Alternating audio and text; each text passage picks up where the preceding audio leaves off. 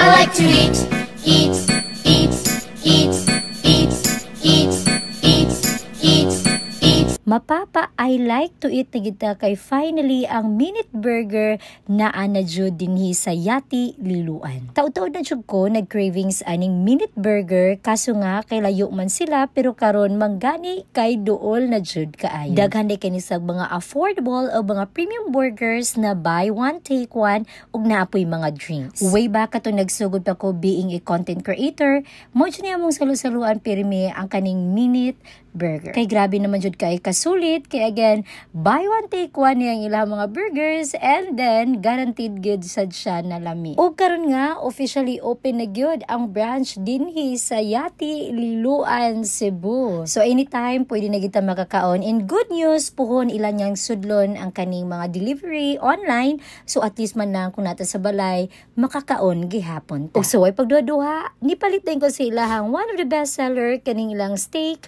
burger. Ug sulit sa sarap jud kaayo ang ako ang napalit. Ang location ni ening Minute Burger sa Liloan kay dali ra jud kay dumdomon kay atbang ra gyud siya sa sakyanan. Atbang ra gyud siya sa eskwelahan sa San Roque.